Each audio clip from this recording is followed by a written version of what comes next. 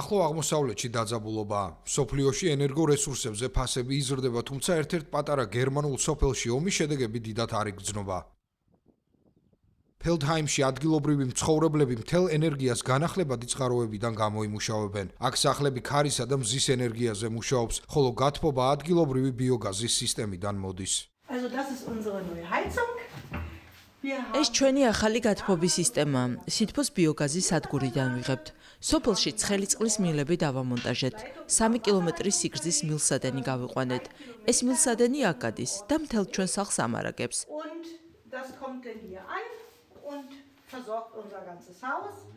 აკი ჩვენი ახალი დამცავი ყუთია ქარის ელექტროსადგურიდან მოწოდებული ელექტროენერგიისათვის. სისტემა აწელზე მეტია წარმატებით მუშაობს და აერთიანებს მრავალ განახლებად წყაროს დაგროვებისა და შენახვის საშუალებით, რათა უზრუნველყოს სტაბილური მიწოდება.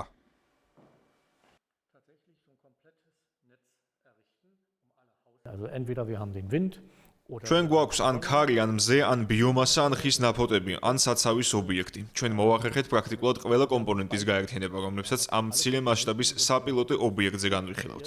ამით უზრუნველყოფილია ელექტროენერგიისა და სითბოს უსაფრთხო მიწოდება. ამას 10 წელზე მეტი ავაკეთებთ. აქაური მცხოვრებლებისთვის ყველაზე დიდი სარგებელი სტაბილურობაა პრობლემური ენერგეტიკული ბაზრების სამყაროში. მოკლედ, ჩვენ ნამდვილად არ ვნერვიულობთ, როდესაც საქმე ელექტროენერგიის ფასებს ეხება, რადგან ჩვენთვის არ აქვს მნიშვნელობა რა ხდება მსოფლიოში. ელექტროენერგიას ჩვენ ვიღებთ ქარისგან, რომელიც უფასოა. იმ დროს, როდესაც ქვეყნები ენერგოდამოუკიდებლობის მიღწევას ცდილობენ, ეს პატარა სოფელი გვიქმნის წარმოდგენას, თუ როგორი შეიძლება იყოს განახლებადი ენერგიის მომავალი.